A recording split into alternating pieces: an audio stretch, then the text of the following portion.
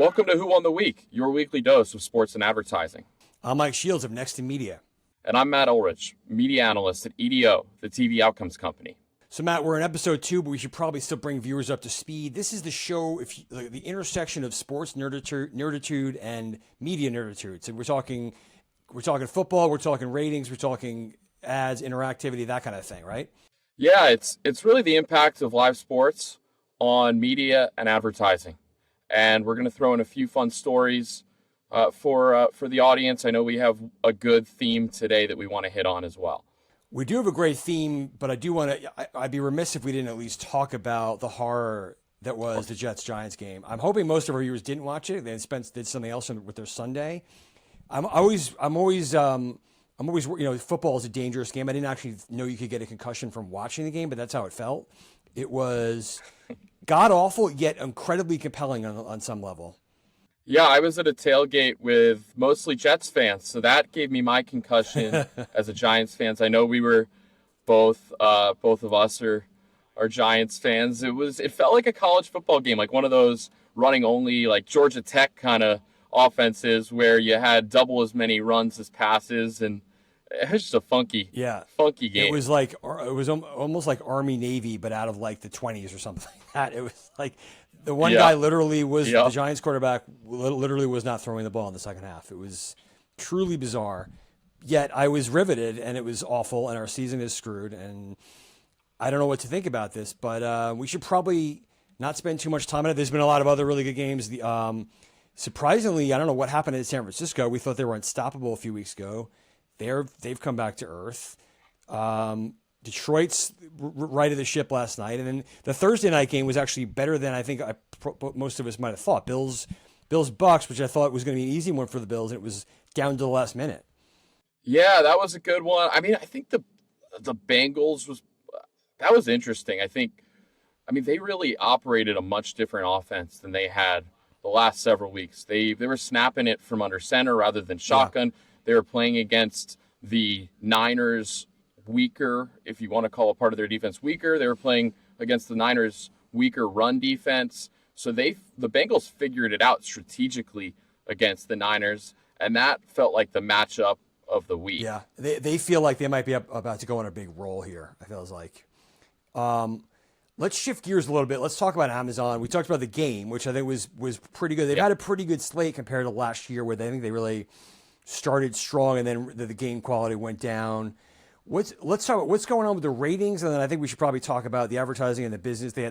Amazon had a big conference last week, Unboxed, where they revealed a bunch of news. But what's going on with the ratings and what we're seeing in terms of receptivity? First, let's just remind the viewers, this is Amazon's second year doing Thursday Night Football. Last year they debuted with that great announcers booth with Herb Street and Al Michaels. You needed an Amazon Prime Video subscription or to go on Twitch to watch each game. It's obviously just a smaller overall reach than a linear network. So I think they had a successful first season, but their ratings were a good amount lower than the other primetime NFL networks. And they've come into the second season strong with that same, that retro feel of the branding. But now I think they have more influence over some of those matchups. Amazon's able to flex certain games, so they're getting the same kind of scheduling power to an extent that an NBC or an ESPN is getting. And so we've seen a bit of a shift where Amazon has become more normalized, and as you said, the ratings are up this year. Yeah, and it has that odd quality when you watch a game on Prime where if you're used to flipping around and jumping around, you can do it, but it's not that easy because you're in an app environment. So it kind of does lock you in. If it's a little bit of a commitment to start watching, but then you kind of tend to hang around, which is good for Amazon and definitely for the advertisers. What are you seeing so far? Is there something, the audience, I believe, is just generally younger, and most of them have Prime, as we know. Are they more responsive to advertising in general? Are they more inclined to search, make purchases? What kind of stuff are you seeing? So the audience last season, the average age was 46. This season, it's been the average age being 48, and the average NFL is 55. So it is a younger audience. This season, Amazon's averaging 12.7 million viewers. That's 23% higher than last year across, season to date. And it's a younger skewing audience, and EDO measures spikes in search engagement related to ads that run during the game. And what we've seen due to a younger audience and audiences making more deliberate choices to watch the game, not just surfing to a channel, we have seen really high engagement rates for advertisers on Amazon Thursday Night Football.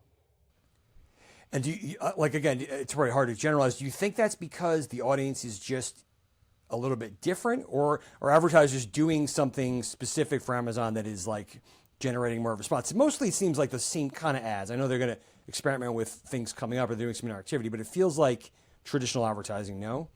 It's a linear ad load, except for a few ad innovation products that I know we want to talk about next week. The audience member is more tech savvy. We measure online branded engagement. That viewer base is more likely to go online and engage with brands there. And at the same time, that deliberate piece, so if you're watching Thursday Night Football, you are making an active step to go into the app to click watch. And that makes you more engaged, we believe, with the game. That active decision to watch the game leads to active decisions to engage with the brands that are airing ads. And I know we want to talk about one or two ads that are interesting, but you're right that on average, the brands are running the same ad load as they are on Monday Night Football or on Sunday Night Football. Right. I think the promise eventually is Amazon's going to try all kinds of different ways of targeting and selecting audiences and showing folks different creatives. That's coming up. But what stood out to you recently with ads on the Prime games? I know there's the Google Pixel ads been showing up a lot. What else kind of maybe popped in your mind, and what's been resonating with viewers? In the Bucs-Bills game, viewers might have seen the Sony ad for Link Buds, and so that's their wireless headphones. It's maybe like you can think about it as an AirPod or a Bose competitor from Sony. And Sony's partnering with Olivia Rodrigo, who's probably the biggest under 25-year-old pop star on the planet. And the slogan is "Listen like Olivia." So Amazon knows they have this younger skewing audience. They're taking a combination, or Sony's taking this combination of a trendy product line along with a celebrity that is well known across the general audience, but best known with this younger Gen Z or millennial group that's watching. And are you seeing in the early data, are searches up, or is there more traffic, or anything interesting going on there?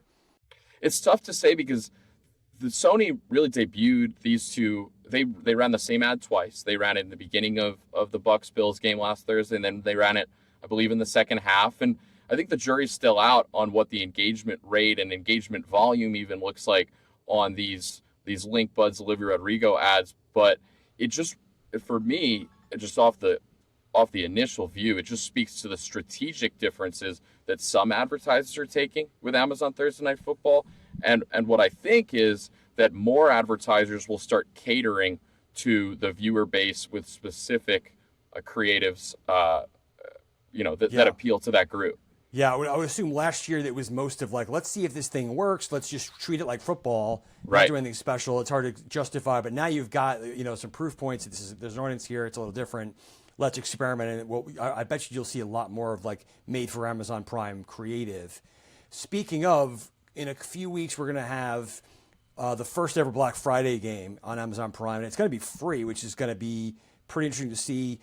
That's not a traditional day where people sit around and, it's a shopping day, but those patterns have really changed. I would think this is going to have a pretty huge audience. And I'm really curious to see what goes on advertising wise. What are you kind of tracking on your end?